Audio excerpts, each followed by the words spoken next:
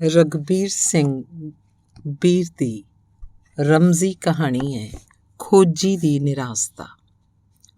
ਇੱਕ ਖੋਜੀ ਨੂੰ ਇੱਕ ਵਾਰੀ ਆਬਾਦੀ ਤੋਂ ਦੂਰ ਜੰਗਲ ਬਿਆਬਾਨ 'ਚ ਬੜਾ ਭਾਰਾ ਖਜ਼ਾਨਾ ਲੱਭਿਆ। ਇਹ ਖਜ਼ਾਨਾ ਹੀਰੇ ਲਾਲ ਤੇ ਹੋਰ ਜਵਾਹਰਾਤਾਂ ਨਾਲ ਭਰਪੂਰ ਸੀ। ਖੋਜੀ ਵੇਖ ਕੇ ਬੜਾ ਪ੍ਰਸੰਨ ਹੋਇਆ ਤੇ ਆਪਣੇ ਵਿੱਤ ਅਨੁਸਾਰ ਜਦ ਉਹਨੇ ਇੱਕ ਪੰਡ ਜਵਾਹਰਾਤਾਂ ਦੀ ਖਜ਼ਾਨੇ 'ਚੋਂ ਕੱਢ ਕੇ ਬੰਨ੍ਹ ਲਈ ਤਾਂ ਇਹ ਦੇਖ ਕੇ ਬੜਾ ਹੈਰਾਨ ਹੋਇਆ ਕਿ ਜਿਸ ਥਾਂ ਤੋਂ ਉਹਨੇ ਜਵਾਹਰਾਤ ਕੱਢੇ ਸੀ ਉਹ ਮੁੜ ਜਵਾਹਰਾਤਾਂ ਨਾਲ ਹੀ ਪੂਰੀ ਹੋ ਗਈ। ਖੋਜੀ ਦੀ ਹੈਰਾਨੀ ਵਧੀ ਤੇ ਉਹਨੇ ਤਜਰਬੇ ਦੇ ਤੌਰ 'ਤੇ ਉਸ ਖਜ਼ਾਨੇ 'ਚੋਂ ਹੋਰ ਜਵਾਹਰਾਤ ਕੱਢ ਕੇ ਕਈ ਵੱਖੋ ਵੱਖਰੀਆਂ ਢੇਰੀਆਂ ਲਾ ਦਿੱਤੀਆਂ, ਪਰ ਉਹਦੇ ਦੇਖਦੇ ਦੇਖਦੇ ਹੀ ਖਜ਼ਾਨਾ ਮੁੜ ਭਰਪੂਰ ਹੋ ਗਿਆ। ਸਭ ਖੱਪੇ ਆਪਣੇ ਆਪ ਹੀ ਜਵਾਹਰਾਤਾਂ ਨਾਲ ਪੂਰੇ ਗਏ। ਜਦ ਖੋਜੀ ਨੂੰ ਯਕੀਨ ਆ ਗਿਆ ਕਿ ਇਹ ਖਜ਼ਾਨਾ ਵਰਤਿਆਂ ਮੁੱਕ ਨਹੀਂ ਸਕਦਾ ਤੇ ਇਸ 'ਚੋਂ ਜਿੰਨੇ ਜਵਾਹਰਾਤ ਕੱਢੀਏ ਮੁੜ ਆਪਣੇ ਆਪ ਭਰ ਜਾਂਦਾ ਹੈ, ਉਹਦੇ ਦਿਲ 'ਚ ਖਿਆਲ ਆਇਆ ਕਿ ਕਿਉਂ ਨਾ ਮੈਂ ਇਸ ਖਜ਼ਾਨੇ ਦਾ ਪਤਾ ਆਪਣੇ ਸਾਰੇ ਦੇਸ਼ ਵਾਸੀਆਂ ਨੂੰ ਜਾ ਕੇ ਦੇਵਾਂ, ਤਾਂ ਕਿ ਮੇਰਾ ਦੇਸ਼ ਅਮੀਰ ਤੇ ਸੁਖੀ ਹੋ ਜਾਏ। ਤੇ ਜਦ ਮੇਰਾ ਦੇਸ਼ ਅਮੀਰ ਤੇ ਸੁਖੀ ਹੋ ਗਿਆ ਫਿਰ ਹੋਰ ਦੇਸ਼ਾਂ ਨੂੰ ਇਸ ਖਜ਼ਾਨੇ ਦਾ ਪਤਾ ਦਿੱਤਾ ਜਾਏਗਾ ਤੇ ਤਦ ਸਾਰਾ ਸੰਸਾਰ ਹੀ ਅਮੀਰ ਤੇ ਸੁਖੀ ਹੋ ਜਾਏਗਾ। ਇਹ ਜੰਗਲ ਬੜਾ ਸੰਘਣਾ ਤੇ ਚੌਂ ਪਾਸਿਆਂ ਤੋਂ ਪਹਾੜਾਂ ਨਾਲ ਘਿਰਿਆ ਹੋਇਆ ਸੀ। ਇੱਥੋਂ ਤੱਕ ਪਹੁੰਚਣ ਦੀ ਕੋਈ ਸੜਕ ਨਹੀਂ ਸੀ। ਇੰਜ ਜਾਪਦਾ ਸੀ ਕਿ ਉੱਥੇ ਸਦੀਆਂ ਤੋਂ ਕੋਈ ਇਨਸਾਨ ਆਇਆ ਹੀ ਨਹੀਂ। ਜੰਗਲ 'ਚ ਬੜੇ ਭਿਆਨਕ ਦਰਿੰਦੇ, ਸ਼ੇਰ, ਚੀਤੇ, ਹਾਥੀ, ਰਿੱਛ, ਅਜਗਰ ਵਗੈਰਾ ਰਹਿੰਦੇ ਸੀ। ਜੰਗਲ ਦੇ ਇਰਦ ਗਿਰਦ ਤੇ ਪਹਾੜ ਅਸਮਾਨ ਤੱਕ ਉੱਚੇ ਤੇ ਐਸੀ ਸਿੱਧੀ ਢਲਵਾਨ ਵਾਲੇ ਸੀ ਕਿ ਉਹਨਾਂ ਉੱਤੇ ਚੜ੍ਹ ਸਕਣਾ ਅਸੰਭਵ ਜਾਪਦਾ ਸੀ। ਖੋਜੀ ਦੀ ਖਜ਼ਾਨੇ ਲੱਭਣ ਦੀ ਸਾਰੀ ਖੁਸ਼ੀ ਫਿੱਕੀ ਪੈ ਗਈ ਜਦ ਉਹਨੇ ਵਿਚਾਰਿਆ ਕਿ ਉੱਥੇ ਤੱਕ ਅੱਪੜ ਕੇ ਉਸ ਖਜ਼ਾਨੇ ਨੂੰ ਹਾਸਲ ਕਰਨਾ ਉਹਦੇ ਦੇਸ਼ ਵਾਸੀਆਂ ਲਈ ਡਾਢਾ ਕਠਿਨ ਹੋਏਗਾ, ਕਿਉਂਕਿ ਐਸੇ ਉੱਚੇ ਪਹਾੜ 'ਤੇ ਚੜ੍ਹਨਾ ਤੇ ਐਸੇ ਸੰਘਣੇ ਜੰਗਲਾਂ ਨੂੰ ਲੰਘਣਾ ਹਰ ਇੱਕ ਇਨਸਾਨ ਲਈ ਅਸੰਭਵ ਸੀ। ਪਰ ਉਹ ਖੋਜੀ ਸੀ, ਆਪਣੀ ਲਗਨ ਦਾ ਡਾਢਾ ਪੱਕਾ, ਜੋ ਇਰਾਦਾ ਧਾਰਦਾ ਪੂਰਾ ਕਰਕੇ ਹੀ ਛੱਡਦਾ। ਉਹਨੇ ਉਸ ਖਜ਼ਾਨੇ ਦੇ ਕੰਢੇ 'ਤੇ ਬਹਿ ਕੇ ਇਹ ਇਰਾਦਾ ਕੀਤਾ ਕਿ ਭਾਵੇਂ ਮੇਰੀ ਅਗਲੀ ਸਾਰੀ ਉਮਰ ਇਸ ਖਜ਼ਾਨੇ ਤੋਂ ਆਪਣੇ ਦੇਸ਼ ਤੱਕ ਰਸਤਾ ਬਣਾਉਣ 'ਚ ਬੀਤ ਜਾਏ, ਮੈਂ ਆਮ ਲੋਕਾਂ ਵਾਸਤੇ ਇੱਥੋਂ ਤੱਕ ਪਹੁੰਚਣਾ ਆਸਾਨ ਕਰਕੇ ਚੈਨ ਲਵਾਂਗਾ। ਇੱਕ ਪੰਡ ਜਵਾਹਰਾਤਾਂ ਦੀ ਸਿਰ 'ਤੇ ਚੁੱਕ ਕੇ ਇਹ ਖੋਜੀ ਹੌਲੀ ਹੌਲੀ ਕਈ ਮਹੀਨਿਆਂ 'ਚ ਰਸਤੇ ਦੀਆਂ ਸਖਤ ਤਕਲੀਫਾਂ ਬਰਦਾਸ਼ਤ ਕਰਦਾ ਮੁੜ ਆਪਣੇ ਦੇਸ਼ ਪਹੁੰਚਿਆ। ਸਭ ਤੋਂ ਵੱਡੇ ਜੌਹਰੀ ਪਾਸ ਜਦ ਉਹਨੇ ਜਾ ਕੇ ਆਪਣਾ ਇੱਕ ਹੀਰਾ ਵੇਚਣ ਲਈ ਪੇਸ਼ ਕੀਤਾ ਤਾਂ ਉਹ ਜੌਹਰੀ ਬੜਾ ਹੈਰਾਨ ਹੋਇਆ, ਕਿਉਂਕਿ ਐਸਾ ਹੀਰਾ ਤਾਂ ਉਹਨੇ ਕਦੀ ਦੇਖਿਆ ਹੀ ਨਹੀਂ ਸੀ। ਮੁੱਲ ਕੀ ਦਿੰਦਾ? ਉਹਨੇ ਉਸ ਖੋਜੀ ਦੇ ਚਰਨਾਂ 'ਤੇ ਸਿਰ ਰੱਖ ਦਿੱਤਾ ਤੇ ਆਖਿਆ, ਮਹਾਂਪੁਰਸ਼, ਇਸ ਹੀਰੇ ਦਾ ਮੁੱਲ ਦੇਣ ਦੀ ਮੇਰੀ ਪਾਇਆ ਨਹੀਂ। ਮੇਰੇ ਪਾਸ ਜੋ ਕੁਝ ਹੈ ਸੋ ਆਪ ਇਸ ਹੀਰੇ ਦਾ ਦਰਸ਼ਨ ਕਰਵਾਈ ਮੰਗੋ ਤਾਂ ਹਾਜ਼ਰ ਹੈ।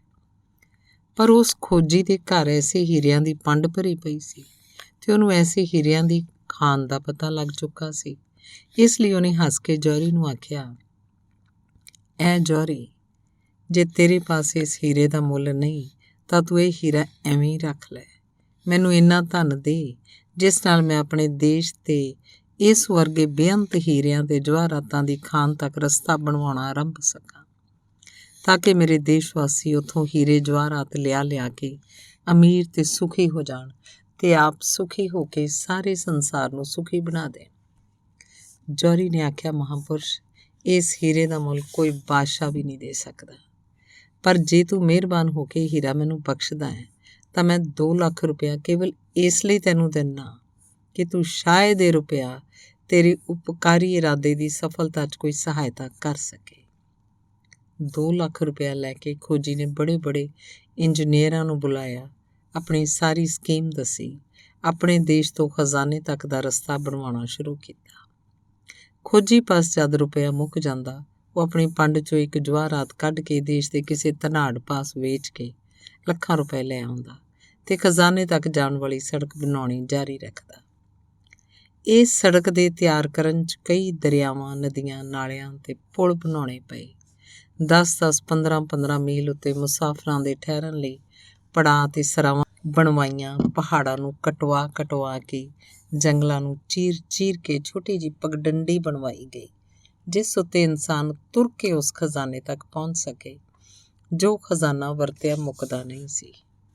ਹੁਣ ਖੋਜੀ ਨੇ ਸੋਚਿਆ ਕਿ ਮੈਂ ਖਜ਼ਾਨੇ ਤੱਕ ਦੀ ਸੜਕ ਤਾਂ ਬਣਵਾ ਦਿੱਤੀ ਹੈ, ਪਰ ਇਹ ਸੜਕ ਕਿਉਂਕਿ ਬੜੇ ਪਹਾੜਾਂ, ਜੰਗਲਾਂ ਤੇ ਧਰਤੀ ਦੇ ਵਿਖੜੇ ਹਿੱਸਿਆਂ 'ਚੋਂ ਲੰਘਦੀ ਹੈ, ਇਸ ਵਾਸਤੇ ਇਸ ਸੜਕ 'ਤੇ ਚੱਲਣ ਵਾਲੇ ਆਪਣੇ ਦੇਸ਼ ਵਾਸੀਆਂ ਦੀ ਪੂਰੀ ਰਹਿਨੁਮਾਈ ਲਈ ਇੱਕ ਪੁਸਤਕ ਤਿਆਰ ਕਰਾਂ, ਜਿਸ ਵਿੱਚ ਖਜ਼ਾਨੇ ਤੱਕ ਪਹੁੰਚਣ ਲਈ ਰਸਤੇ ਦੇ ਸਾਰੇ ਹਾਲ, ਸਾਰੀਆਂ ਤਕਲੀਫਾਂ, ਉਹਨਾਂ ਤਕਲੀਫਾਂ ਦੇ ਉਪਾਅ ਦਰਜ ਕਰ ਦੇਵਾਂ, ਤਾਂ ਕਿ ਮੇਰੇ ਦੇਸ਼ ਵਾਸੀ ਤੇ ਉਹਨਾਂ ਦੀ ਔਲਾਦ ਸਦਾ ਇਸ ਅਮੁੱਕ ਖਜ਼ਾਨੇ ਤੋਂ ਧਨ ਲਿਆ ਕੇ ਅਮੀਰ ਤੇ ਸੁਖੀ ਬਣੀ ਰਹੇ।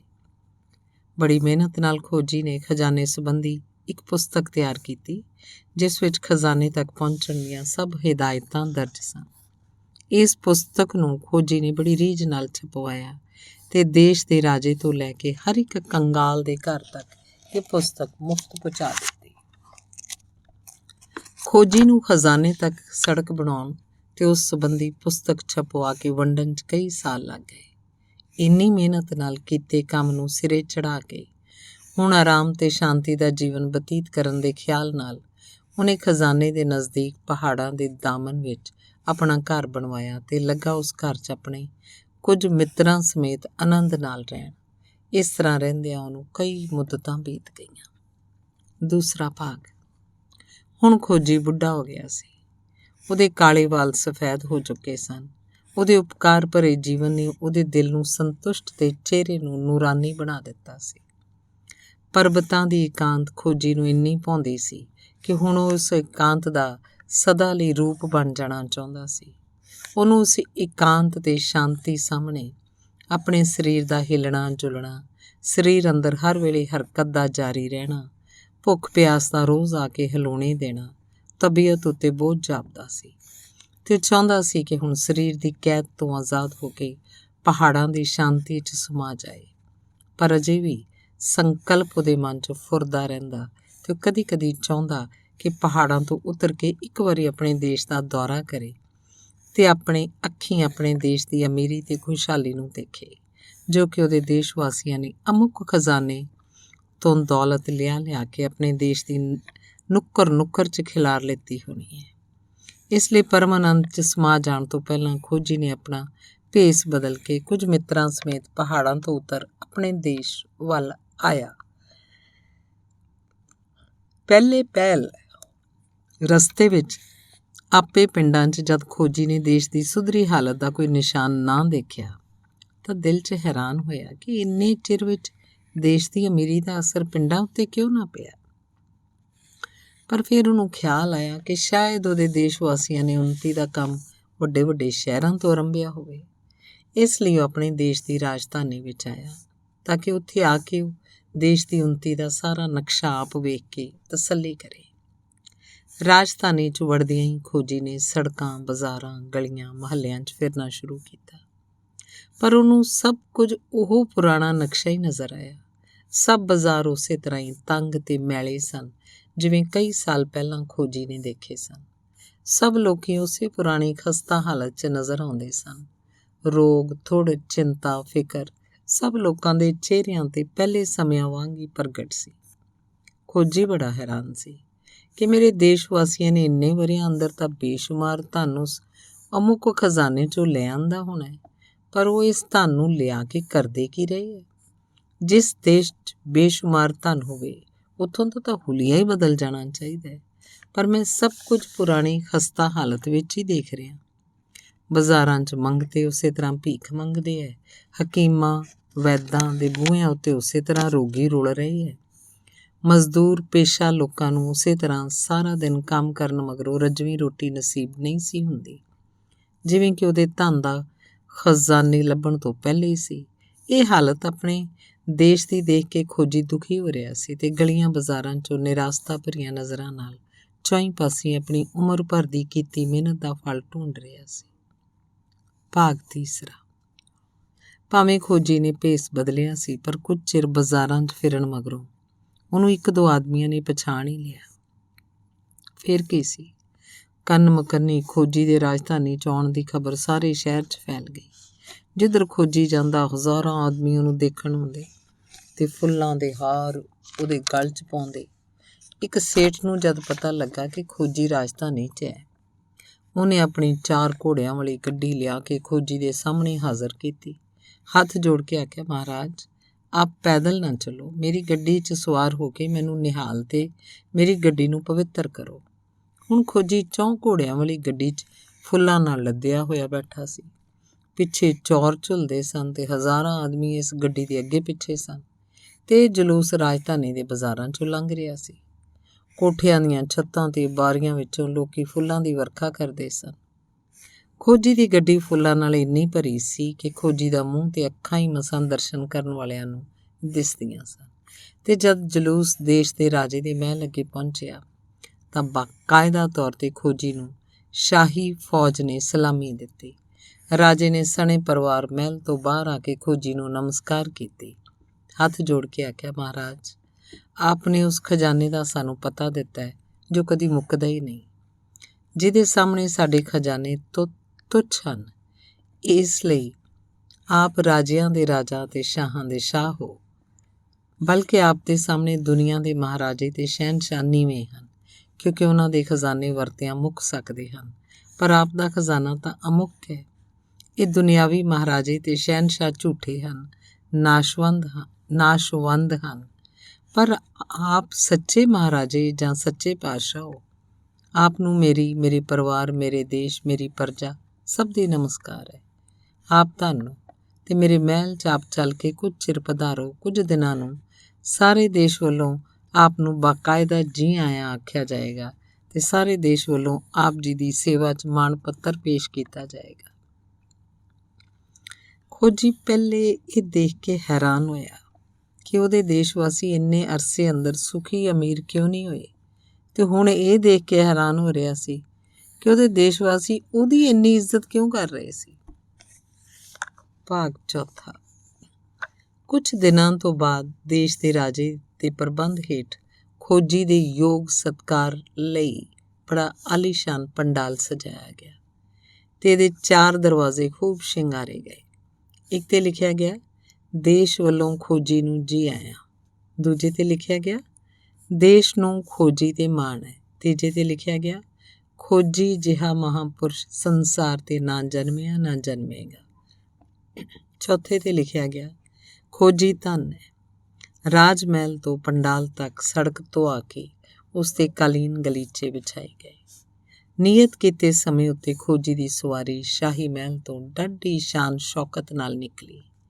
ਦੇਸ਼ ਦਾ ਰਾਜਾ, ਰਾਜੇ ਦੇ ਵਜ਼ੀਰ, ਅਹਿਲਕਾਰ, ਫੌਜੀ ਅਫਸਰ ਖੋਜੀ ਦੀ ਪਾਲਕੀ ਨੂੰ ਮੋਢਿਆਂ ਤੇ ਚੁੱਕੀ ਜਾ ਰਹੇ ਸੀ। ਪਾਲਕੀ ਦੇ ਅੱਗੇ ਰਾਜੇ ਦੀਆਂ ਫੌਜਾਂ, ਪਲਟਨਾਂ ਤੇ ਰਸਾਲੇ ਸਨ, ਜਿਨ੍ਹਾਂ ਦੇ ਅੱਗੇ ਕਈ ਕਿਸਮ ਦੇ ਵਾਜੇ ਵੱਜ ਰਹੇ ਸਨ। ਖੋਜੀ ਦੀ ਪਾਲਕੀ ਦੇ ਪਿੱਛੇ ਦੇਸ਼ ਦੀਆਂ ਸਭ ਵੱਡੀਆਂ ਵੱਡੀਆਂ ਸਭਾ ਸੁਸਾਇਟੀਆਂ ਦੇ ਪ੍ਰਤੀਨਿਧ ਹੱਥਾਂ 'ਚ ਆਪੋ ਆਪਣੀ ਸੁਸਾਇਟੀ ਦੇ ਝੰਡੇ ਲਈ ਖੋਜੀ ਦੀ ਜੈ, ਖੋਜੀ ਧੰਨ ਹੈ ਦੇ ਨਾਅਰੇ ਲਗਾਉਂਦੇ ਜਾ ਰਹੇ ਸੀ। ਸੜਕ ਦੇ ਦੋਹੀਂ ਪਾਸੇ ਖੋਜੀ ਦੀ ਪਾਲਕੀ ਉੱਤੇ ਦੇਸ਼ ਦੀਆਂ ਇਸਤਰੀਆਂ ਫੁੱਲਾਂ ਦੀ ਵਰਖਾ ਕਰ ਰਹੀਆਂ ਸਨ। ਬੜੀ ਸੱਜ ਧੱਜ ਨਾਲ ਖੋਜੀ ਦੀ ਸਵਾਰੀ ਜਦ ਪੰਡਾਲ 'ਚ ਪਹੁੰਚੀ ਤਾਂ ਕਿਲੇ ਤੋਂ ਤੋਪਾਂ ਤੇ ਫਾਇਰ ਖੋਜੀ ਦੀ ਸਲਾਮੀ ਵਜੋਂ ਕੀਤੇ ਗਏ। ਪੰਡਾਲ ਵਿੱਚ ਸ਼ਾਹਾਨਾ ਠਾਠ ਦੀ ਸਜੀ ਸੋਨੇ ਦੀ ਕੁਰਸੀ ਤੇ ਖੋਜੀ ਨੂੰ ਬਿਠਾਇਆ ਗਿਆ ਤੇ ਦੇਸ਼ ਦੇ ਉੱਚ ਘਰਾਣਿਆਂ ਦੀਆਂ ਇਸਤਰੀਆਂ ਵੱਲੋਂ ਖੋਜੀ ਦੀ ਆਰਤੀ ਤੇ ਪੂਜਾ ਕੀਤੀ ਗਈ। ਦੇਸ਼ ਦੀ ਮਹਾਰਾਣੀ ਵੱਲੋਂ ਖੋਜੀ ਦੇ ਮੱਥੇ ਤੇ ਤਿਲਕ ਲਗਾਇਆ ਗਿਆ। ਸਾਰੇ ਦੇਸ਼ ਵਾਸੀਆਂ ਨੇ ਖੋਜੀ ਧੰਨ ਹੈ, ਖੋਜੀ ਦਾ ਦੇਸ਼ ਧੰਨ ਹੈ, ਖੋਜੀ ਦੇ ਦੇਸ਼ ਵਾਸੀ ਧੰਨ ਹਨ ਦੇ ਜੈਕਾਰੇ ਲਗਾਏ। ਉਪਰੰਤ ਦੇਸ਼ ਦੇ ਸਭ ਤੋਂ ਵੱਡੇ ਪੰਡਤ ਵੱਲੋਂ ਖੋਜੀ ਦੀ ਸੇਵਾ ਵਿੱਚ ਹੇਠ ਲਿਖਿਆ ਮਾਣ ਪੱਤਰ ਪੜ੍ਹਿਆ ਗਿਆ। ਦੇਸ਼ ਤੇ ਕੌਮ ਦੀ ਸ਼ਾਨ, ਪਰਮ ਉਪਕਾਰੀ, ਪੂਜਨੀਕ ਤੇ ਸਤਿਕਾਰਯੋਗ ਖੋਜੀ ਜੀਓ, ਅਮੁੱਕ ਤੇ ਅਥਾਹ ਖਜ਼ਾਨੇ ਨੂੰ ਲੱਭ ਕੇ ਉਸ ਤੱਕ ਸੁੰਦਰ ਰਸਤਾ ਬਣਾਉਣ ਤੇ ਉਸ ਰਸਤੇ ਦੇ ਸਾਰੇ ਹਾਲ, ਸਾਰੇ ਭੇਦ ਤੇ ਹਦਾਇਤਾਂ ਦੇਸ਼ ਭਾਸ਼ਾ ਵਿੱਚ ਪੁਸਤਕ ਦੀ ਸ਼ਕਲ ਅੰਦਰ ਛਪਵਾ ਕੇ ਸਾਰੇ ਦੇਸ਼ ਵਾਸੀਆਂ ਤੱਕ ਪਹੁੰਚਾਉਣ ਦੀ ਜੋ ਆਪਨੇ ਖੇਚਲ, ਕਿਰਪਾ ਤੇ ਉਪਕਾਰ ਕੀਤਾ ਹੈ, ਉਹਦੇ ਧੰਨਵਾਦ ਨੂੰ ਜ਼ਾਹਿਰ ਕਰਨ ਹਿਤ ਆਪ ਦੇ ਦੇਸ਼ ਦਾ ਰਾਜਾ ਤੇ ਪ੍ਰਜਾ ਅੱਜ ਆਪ ਦੀ ਸੇਵਾ 'ਚ ਇਕੱਤਰ ਹੋਏ ਹਨ। ਅਸਲ ਵਿੱਚ ਤਾਂ ਜੋ ਉਪਕਾਰ ਤੇ ਕਿਰਪਾਲਤਾ ਆਪਨੇ ਸਾਡੇ ਤੇ ਕੀਤੀ ਹੈ, ਉਹਦਾ ਧੰਨਵਾਦ ਕਿਸੇ ਤਰ੍ਹਾਂ ਵੀ ਨਹੀਂ ਕੀਤਾ ਜਾ ਸਕਦਾ। ਫਿਰ ਵੀ ਇਸ ਸਬੰਧ 'ਚ ਕੁਝ ਦਿਲੀ ਜਜ਼ਬਾਤ ਨੂੰ ਪ੍ਰਗਟ ਕਰਨ ਦਾ ਯਤਨ ਇਸ ਸਮਾਗਮ ਦੁਆਰਾ ਕੀਤਾ ਗਿਆ। ਜਦ ਤੋਂ ਸ੍ਰਿਸ਼ਟੀ ਰਚੀ ਗਈ, ਅੱਗੇ ਕਿਸੇ ਪੁਰਸ਼ ਨੇ ਸੰਸਾਰ ਦੀ ਆਪ ਜੈਸੀ ਸੇਵਾ ਨਹੀਂ ਕੀਤੀ। ਅੱਜ ਤੱਕ ਇਨਸਾਨ ਨੂੰ ਇਨਸਾਨ ਵੱਲੋਂ ਜੋ ਕੁਝ ਮਿਲਦਾ ਰਿਹਾ ਉਹ ਕੇਵਲ ਨਾਮ ਤੇ ਗਿਣਤੀ ਦੀਆਂ ਹੱਦਾਂ 'ਚ ਸੀ, ਇਸ ਲਈ ਮੁੱਕ ਜਾਣ ਵਾਲਾ ਜਾਂ ਨਾਸ ਹੋ ਜਾਣ ਵਾਲਾ ਸੀ। ਪਰ ਆਪ ਦੀ ਪਵਿੱਤਰ ਪੁਸਤਕ ਵਿੱਚ ਦੱਸਿਆ ਗਿਆ ਹੈ ਕਿ ਆਪ ਨੇ ਜੋ ਖਜ਼ਾਨਾ ਲੱਭਾ ਹੈ ਉਹਨੂੰ ਜਿੰਨਾ ਵਰਤੋ ਓਨਾ ਹੀ ਹੋਰ ਭਰ ਜਾਂਦਾ ਹੈ। ਇਸ ਲਈ ਆਪ ਦਾ ਖਜ਼ਾਨਾ ਅਮੁੱਕ ਤੇ ਅਥਾਹ ਹੈ। ਸੰਸਾਰ ਤੇ ਸੰਸਾਰੀ ਲੋਕਾਂ ਦੇ ਇਸ ਤੋਂ ਵੱਡੇ ਕੀ ਭਾਗ ਹੋ ਸਕਦੇ ਹਨ ਕਿ ਉਹਨਾਂ 'ਚ ਆਪ ਜੈਸਾ ਮਹਾਂਪੁਰਸ਼ ਪੈਦਾ ਹੋਵੇ ਤੇ ਉਹਨਾਂ ਨੂੰ ਇੱਕ ਐਸੇ ਖਜ਼ਾਨੇ ਦਾ ਪਤਾ ਦੇਵੇ ਜੋ ਵਰਤਿਆਂ ਮੁੱਕਦਾ ਨਹੀਂ। ਸਾਡੇ ਦੇਸ਼ ਦੇ ਵੱਡੇ ਵੱਡੇ ਜੌਹਰੀ ਇਸ ਬਾਤ ਦੀ ਗਵਾਹੀ ਦਿੰਦੇ ਹਨ ਕਿ ਜੋ ਜਵਾਹਰਾਤ ਆਪ ਨੇ ਆਪਣੇ ਅਮੁੱਲ ਖਜ਼ਾਨੇ ਤੋਂ ਲਿਆ ਕੇ ਉਹਨਾਂ ਨੂੰ ਦਿੱਤੇ ਹਨ, ਉਹਨਾਂ ਵਰਗੇ ਜਵਾਹਰਾਤ ਸਾਡੀ ਧਰਤੀ 'ਤੇ ਪੈਦਾ ਹੀ ਘੱਟ ਹੁੰਦੇ ਹਨ। ਇਸ ਲਈ ਸਾਡੇ ਦੇਸ਼ ਤੇ ਸਾਡੀ ਕੌਮ ਨੂੰ ਮਾਣ ਹੈ ਕਿ ਆਪ ਵਰਗਾ ਮਹਾਂਪੁਰਸ਼ ਸਾਡੇ 'ਚੋਂ ਪੈਦਾ ਹੋਇਆ। ਆਪ ਦੇ ਮਾਤਾ ਤੇ ਪਿਤਾ ਧੰਨ ਹਨ ਜਿਨ੍ਹਾਂ ਆਪ ਜੈਸੀ ਉਪਕਾਰੀ ਨੂੰ ਜਨਮ ਦਿੱਤਾ। ਸਤਿਕਾਰਯੋਗ ਖੋਜੀ ਜੀਓ, ਆਪ ਇਹ ਸੁਣ ਕੇ ਖੁਸ਼ ਹੋਗੇ ਕਿ ਆਪ ਦੇ ਦੇਸ਼ ਵਾਸੀ ਆਪ ਦੀ ਕਿੰਨੀ ਕਦਰ ਕਰਦੇ ਹਨ। ਆਪ ਦੀ ਲਿਖੀ ਪੁਸਤਕ ਨੂੰ ਆਪ ਵਰਗਾ ਹੀ ਪਵਿੱਤਰ ਤੇ ਪੂਜਨੀਕ ਸਮਝਿਆ ਜਾਂਦਾ ਹੈ। ਆਪ ਦੀ ਪਵਿੱਤਰ ਪੁਸਤਕ ਦੀ ਘਰ ਘਰ 'ਚ ਪੂਜਾ ਹੁੰਦੀ ਹੈ ਤੇ ਇੰਜ ਜਾਪਦਾ ਹੈ ਕਿ ਆਪ ਆਪਣੀ ਪੁਸਤਕ ਦੇ ਰਾਹੀਂ ਸਦਾ ਸਾਡੇ ਦਿਲਾਂ 'ਚ ਵਸਦੇ ਹੋ। ਆਪ ਦੀ ਪੁਸਤਕ ਅੱਗੇ ਅਸੀਂ ਫੁੱਲ ਚੜਾਉਂਦੇ ਹਾਂ, ਧੂਪ ਜਗਾਉਂਦੇ ਹਾਂ, ਚੌਰ ਕਰਦੇ ਹਾਂ, ਉਹਨੂੰ ਰੇਸ਼ਮੀ ਅਤਲਸ ਤੇ ਮਖਮਲ ਦੇ ਰੁਮਾਲਾਂ 'ਚ ਵਲੇਟਦੇ ਹਾਂ। ਗਰਮੀਆਂ 'ਚ ਰੇਸ਼ਮੀ ਤੇ ਸਰਦੀਆਂ 'ਚ ਮਖਮਲੀ ਪੁਸ਼ਾਕਾਂ ਆਪ ਦੀ ਪੁਸਤਕ ਨੂੰ ਪਹਿਨਾਈਆਂ ਜਾਂਦੀਆਂ ਹਨ। ਗੱਲ ਕੀ, ਆਪ ਦੀ ਪੁਸਤਕ ਦੀ ਅਸੀਂ ਉਸੇ ਤਰ੍ਹਾਂ ਇੱਜ਼ਤ ਕਰਦੇ ਹਾਂ ਜਿਵੇਂ ਕਿ ਸਾਨੂੰ ਆਪ ਦੀ ਇੱਜ਼ਤ ਹੈ। ਆਪ ਦੀ ਪੁਸਤਕ ਵਿੱਚ ਦੱਸੇ ਰਸਤੇ ਨੂੰ ਅਸੀਂ ਦੁਨੀਆ ਦੇ ਕੁੱਲ ਰਸਤਿਆਂ ਤੋਂ ਪਵਿੱਤਰ ਤੇ ਚੰਗਾ ਰਸਤਾ ਸਮਝਦੇ ਹਾਂ। ਜੋ ਪੁਰਸ਼ ਆਪ ਦੀ ਪੁਸਤਕ ਜਾਂ ਆਪ ਦੇ ਰਸਤੇ ਨੂੰ ਸਾਡੇ ਵਾਂਗ ਹੀ ਪੂਜਣ ਤੇ ਸਤਿਕਾਰ ਕਰਨ ਲਈ ਤਿਆਰ ਨਾ ਹੋਵੇ, ਅਸੀਂ ਉਹਨੂੰ ਮਹਾਂ ਭੁੱਲਿਆ ਹੋਇਆ, ਅਭਾਗਾ ਤੇ ਨੀਚ ਇਨਸਾਨ ਸਮਝਦੇ ਹਾਂ। ਆਪ ਦਾ ਜਨਮ ਦਿਨ ਤੇ ਆਪ ਦੀ ਪੁਸਤਕ ਦੇ ਲਿਖੇ ਜਾਣ ਦੇ ਦਿਨ ਨੂੰ ਅਸੀਂ ਮਹਾਂ ਪਵਿੱਤਰ ਦਿਹਾੜੇ ਸਮਝਦੇ ਹਾਂ। ਉਸ ਦਿਨ ਅਸੀਂ ਸਭ ਇਕੱਤਰ ਹੋ ਕੇ ਆਪ ਦੀ ਜੀਵਨ ਕਥਾ ਦੁਹਰਾਉਂਦੇ ਹਾਂ। ਸਭ ਨੂੰ ਦੱਸਦੇ ਹਾਂ ਕਿ ਕਿਵੇਂ ਆਪ ਨੂੰ ਅਮੁੱਕ ਖਜ਼ਾਨਾ ਪ੍ਰਾਪਤ ਹੋਇਆ, ਕਿਵੇਂ ਆਪ ਨੇ ਅਨੇਕਾਂ ਪ੍ਰਕਾਰ ਦੇ ਕਸ਼ਟ ਸਹਾਰ ਕੇ ਉਸ ਖਜ਼ਾਨੇ ਤੱਕ ਪਹੁੰਚਣ ਦਾ ਰਸਤਾ ਤਿਆਰ ਕੀਤਾ, ਕਿਵੇਂ ਆਪ ਨੇ ਉਸ ਰਸਤੇ ਸੰਬੰਧੀ ਪੂਰੀ ਜਾਣ ਪਛਾਣ ਕਰਵਾਉਣ ਲਈ ਪਵਿੱਤਰ ਪੁਸਤਕ ਰਚੀ, ਕਿਵੇਂ ਉਸ ਪੁਸਤਕ ਨੂੰ ਪੜ੍ਹਨ ਦਾ ਊਚ ਨੀਚ, ਰਾਜਾ ਪ੍ਰਜਾ, ਇਸਤਰੀ ਮਰਦ ਨੂੰ ਇੱਕੋ ਜਿਹਾ ਅਧਿਕਾਰ ਦਿੱਤਾ। ਇਹਨਾਂ ਸਿਫਤਾਂ ਵਾਲਾ ਇਨਸਾਨ ਸਾਡੀ ਸਮਝ ਕੋਈ ਵਲੀ, ਪੈਗੰਬਰ ਜਾਂ ਅਵਤਾਰ ਹੀ ਹੋ ਸਕਦਾ ਹੈ। ਇਸ ਲਈ ਅਸੀਂ ਆਪ ਨੂੰ ਇਨਸਾਨ ਨਹੀਂ ਅਵਤਾਰ ਮੰਨਦੇ ਹਾਂ ਤੇ ਅਵਤਾਰ ਵੀ ਉਹ ਜਿਹਨੇ ਪਹਿਲੇ ਸਭ ਅਵਤਾਰਾਂ ਨੂੰ ਮਾਤ ਪਾ ਦਿੱਤਾ ਹੋਵੇ। ਸੱਚ ਪੁੱਛੋ ਤਾਂ ਸਾਡੇ ਵਿੱਚੋਂ ਬਹੁਤ ਸਾਰਿਆਂ ਦਾ ਨਿਸ਼ਚੈ ਹੈ ਕਿ ਤੁਸੀਂ ਖੁਦ ਈਸ਼ਵਰ ਹੋ ਤੇ ਸਾਨੂੰ ਪਾਪੀਆਂ ਨੂੰ ਅਮੁੱਕ ਖਜ਼ਾਨੇ ਦਾ ਪਤਾ ਦੇ ਕੇ ਤਾਰਨ ਆਏ ਹੋ।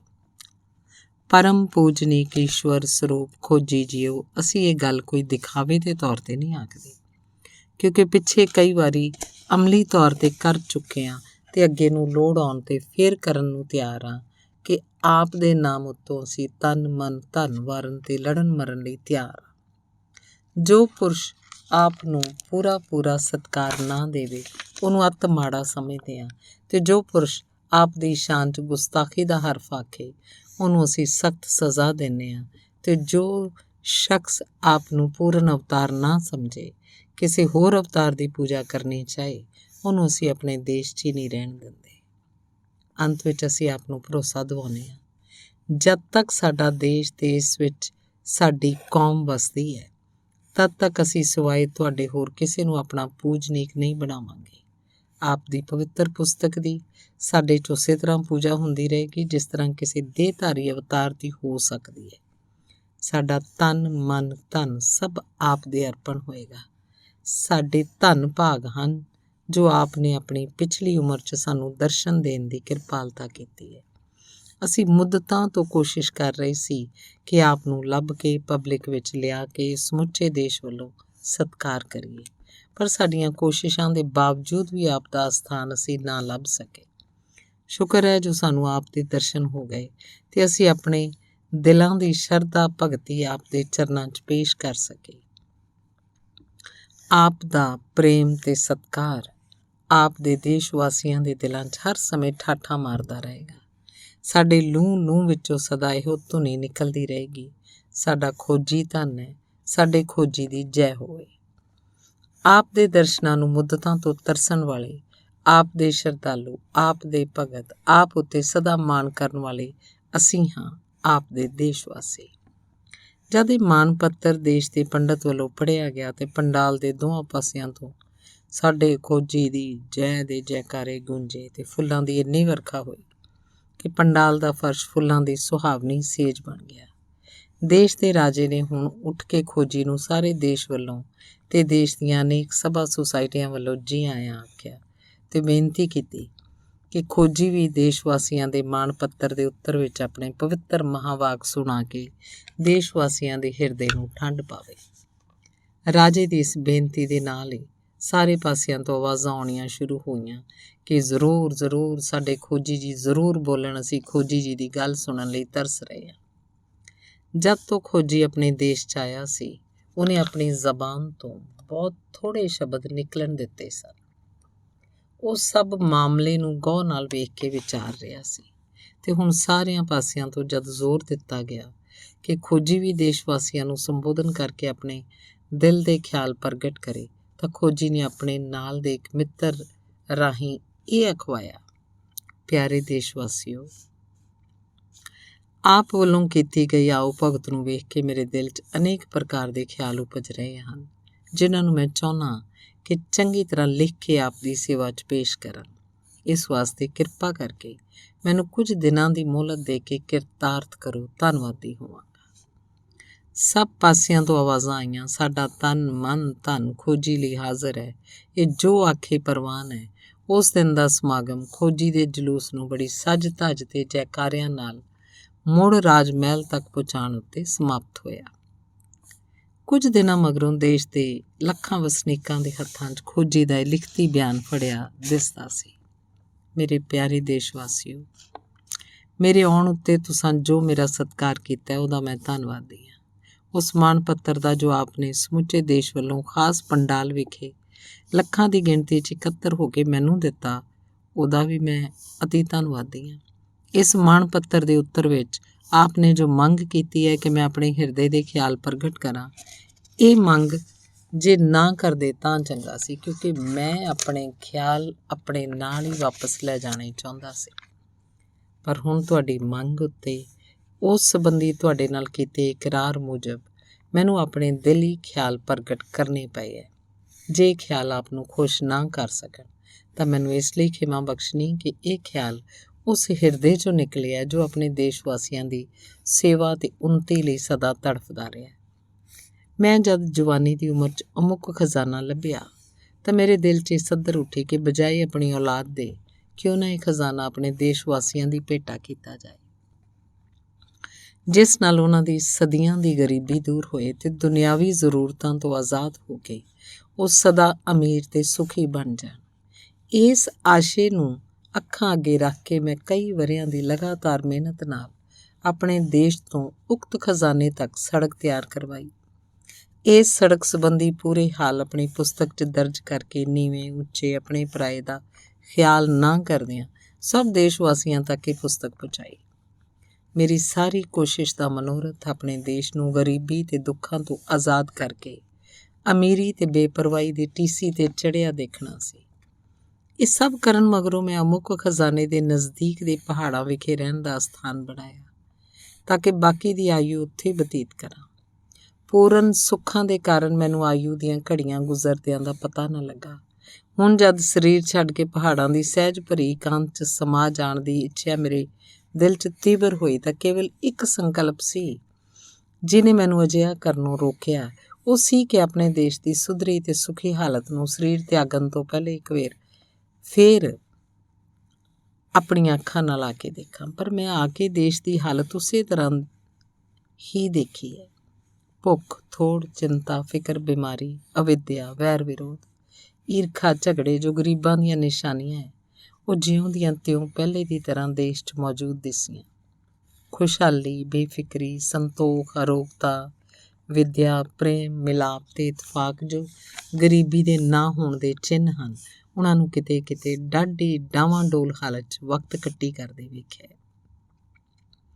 ਇਹਦੇ ਉਲਟ ਮੈਂ ਕਈ ਇੱਕ ਐਸੀਆਂ ਨਵੀਆਂ ਗੱਲਾਂ ਆਪਣੇ ਦੇਸ਼ ਵਾਸੀਆਂ 'ਚ ਆ ਕੇ ਵੇਖੀਆਂ ਜਿਨ੍ਹਾਂ ਦਾ ਮੈਨੂੰ ਚੇਤਾ ਵੀ ਨਹੀਂ ਸੀ। ਮੇਰੇ ਦੇਸ਼ ਵਾਸੀਆਂ ਨੇ ਮੇਰੀ ਅਮੁੱਕ ਖਜ਼ਾਨੇ ਸੰਬੰਧੀ ਪੁਸਤਕ ਨੂੰ ਪੜ੍ਹ ਕੇ ਉੱਥੋਂ ਦੌਲਤ ਲਿਆ ਕੇ ਅਮੀਰ ਦੇ ਸੁਖੀ ਬਣਨ ਦੀ ਬਜਾਏ ਮੇਰੀ ਉਕਤ ਪੁਸਤਕ ਦੀ ਪੂਜਾ ਕਰਨੀ ਸ਼ੁਰੂ ਕਰ ਦਿੱਤੀ ਹੈ। ਉਸ 'ਚ ਦੱਸੇ ਰਸਤੇ 'ਤੇ ਤੁਰਨ ਦੀ ਬਜਾਏ ਉੱਤੇ ਫੁੱਲ ਚੜ੍ਹਾਉਣੇ ਸ਼ੁਰੂ ਕਰ ਦਿੱਤੇ ਹੈ। ਮੇਰੇ ਤੇ ਮੇਰੀ ਪੁਸਤਕ ਦੇ ਨਾਮ ਉੱਤੇ ਕਈ ਸੰਸਥਾਵਾਂ ਸੁਸਾਇਟੀਆਂ ਕਾਇਮ ਹੋ ਗਈਆਂ ਜਿਨ੍ਹਾਂ ਦਾ ਮਨੋਰਥ ਮੇਰੇ ਦੱਸੇ ਖਜ਼ਾਨੇ ਤੋਂ ਲਾਭ ਉਠਾਉਣ ਦੀ ਬਜਾਏ ਇਹ ਕਰਨਾ ਹੈ ਕਿ ਮੈਂ ਇੱਕ ਆਮ ਆਦਮੀ ਨਹੀਂ ਸਗੋਂ ਅਵਤਾਰ ਹਾਂ, ਈਸ਼ਵਰ ਹਾਂ ਅਤੇ ਮੇਰੀ ਖੁਸ਼ੀ ਵਾਸਤੇ ਮੇਰੀ ਪੂਜਾ ਹੋਣੀ ਚਾਹੀਦੀ ਹੈ। ਜੋ ਸ਼ਖਸ ਮੈਨੂੰ ਇਨਸਾਨ ਆਖੇ ਜਾਂ ਪੂਜਾ ਕਰਨੀ ਪਸੰਦ ਨਾ ਕਰੇ ਉਹਦਾ ਸਿਰ ਤੋੜਨ ਲਈ ਮੇਰੇ ਦੇਸ਼ ਵਾਸੀ ਤਿਆਰ ਹੈ। ਪਰ ਜੋ ਦੌਲਤ ਹਾਸਲ ਕਰਕੇ ਸੁਖੀ ਵਸਣ ਦਾ ਤਰੀਕਾ ਮੈਂ ਸਾਰੀ ਉਮਰ ਦੀ ਘਾਲਣ ਮਗਰੋਂ ਦੇਸ਼ ਵਾਸੀਆਂ ਦੀ ਸੇਵਾ 'ਚ ਪੇਸ਼ ਕੀਤਾ ਸੀ, ਉਸ ਵੱਲ ਕਿਸੇ ਨੇ ਧਿਆਨ ਹੀ ਨਹੀਂ ਦਿੱਤਾ। ਕਿ ਮੈਂ ਸਾਰੀ ਘਾਲਣਾ ਇਸ ਵਾਸਤੇ ਘਾਲੀ ਸੀ ਕਿ ਮੇਰੀ ਪੁਸਤਕ ਜਾਂ ਮੇਰੀ ਮੂਰਤੀ ਪੂਜਾ ਹੋਣੀ ਸ਼ੁਰੂ ਹੋ ਜਾਏ। ਇਸ ਪੂਜਾ ਤੋਂ ਮੈਨੂੰ ਮੇਰੇ ਦੇਸ਼ ਨੂੰ, ਮੇਰੇ ਦੇਸ਼ ਵਾਸੀਆਂ ਨੂੰ ਕਿਸੇ ਨੂੰ ਲਾਭ ਪਹੁੰਚ ਸਕਦਾ ਹੈ। ਮੇਰੀ ਖੁਸ਼ੀ ਆਪਣੇ ਦੇਸ਼ ਵਾਸੀਆਂ ਨੂੰ ਅਮੀਰ ਤੇ ਸੁਖੀ ਵੇਖਣ ਵਿੱਚ ਸੀ, ਆਪਣੀ ਪੂਜਾ ਕਰਾਉਣ 'ਚ ਨਹੀਂ ਸੀ। ਮੇਰੇ ਦੇਸ਼ ਵਾਸੀਆਂ ਨੇ ਅਮੀਰ ਤੇ ਸੁਖੀ ਬਣਨ ਦੀ ਥਾਂ ਮੇਰੀ ਪੂਜਾ ਆਰੰਭ ਕੇ ਕਿਹਨੂੰ ਖੁਸ਼ ਕੀਤਾ?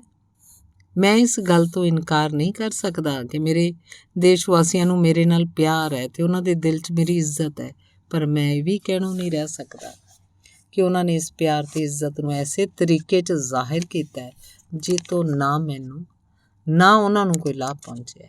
ਮੈਂ ਹੁਣ ਮੁੜ ਆਪਣੇ ਅਮੁੱਕ ਖਜ਼ਾਨੇ ਦੇ ਨੇੜੇ ਪਹਾੜਾਂ ਵੱਲ ਜਾ ਰਿਹਾ। ਮੈਂ ਆਪਣੇ ਬਿਰਧ ਸਰੀਰ ਨੂੰ ਹੋਰ ਜ਼ਿਆਦਾ ਅਰਸੇ ਵਾਸਤੇ ਕਾਇਮ ਨਹੀਂ ਰੱਖਣਾ ਚਾਹੁੰਦਾ। ਇਹਨੂੰ ਪਹਾੜਾਂ ਦੀ ਅਕਹਿ ਸ਼ਾਂਤੀ ਵਿੱਚ ਲੋਪ ਕਰ ਦੇਵਾਂਗਾ, ਪਰ ਮੇਰੀ ਆਤਮਾ ਸ੍ਰਿਸ਼ਟੀ ਦੀ ਪਰਮਾਤਮਾ ਨਾਲ ਇੱਕਮਿਕ ਹੋ ਕੇ ਆਪਣੇ ਦੇਸ਼ 'ਤੇ ਛਾ ਜਾਏਗੀ ਅਤੇ ਇਸ ਉਡੀਕ 'ਚ ਰਹੇਗੀ ਕਿ ਕਦ ਮੇਰੇ ਦੇਸ਼ ਵਾਸੀ ਅਮੀਰ ਅਤੇ ਸੁਖੀ ਬਣਦੇ ਹੈ। ਅਗਰ ਮੇਰੇ ਦੇਸ਼ ਵਾਸੀਆਂ ਦੇ ਦਿਲ 'ਚ ਸੱਚੀ ਮੁੱਚੀ ਮੇਰੇ ਸੰਬੰਧੀ ਪਿਆਰ ਅਤੇ ਇੱਜ਼ਤ ਹੈ ਤਾਂ ਉਹਨਾਂ ਨੂੰ ਮੇਰੀ ਲਿਖੀ ਪੁਸਤਕ ਨੂੰ ਪੜ੍ਹਨਾ, ਵਿਚਾਰਨਾ, ਉਸ 'ਚ ਦੱਸੀਆਂ ਹਦਾਇਤਾਂ ਅਨੁਸਾਰ ਸਫ਼ਰ ਕਰਕੇ ਅਮੁੱਕ ਖਜ਼ਾਨੇ ਤੱਕ ਪਹੁੰਚਣਾ, ਉਸ ਖਜ਼ਾਨੇ 'ਚੋਂ ਜ਼ਰੂਰਤ ਅਨੁਸਾਰ ਦੌਲਤ ਲਿਆ ਕੇ ਅਮੀਰ ਅਤੇ ਸੁਖੀ ਬਣਨਾ ਚਾਹੀਦਾ ਹੈ। ਮੇਰੀ ਆਤਮਾ ਆਪਣੀ ਜਾਂ ਆਪਣੀ ਪੁਸਤਕ ਦੀ ਪੂਜਾ ਕਰਵਾ ਕੇ ਕਦੀ ਸੁਖੀ ਨਹੀਂ ਹੋ ਸਕਦੀ।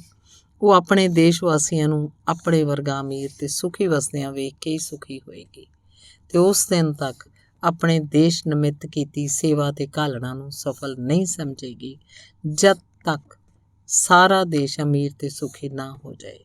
ਦੇਸ਼ ਵਾਸੀਆਂ ਦਾ ਸੇਵਕ ਅਤੇ ਸ਼ੁਭ ਚਿੰਤਕ, ਖੋਜੀ। ਧੰਨਵਾਦ।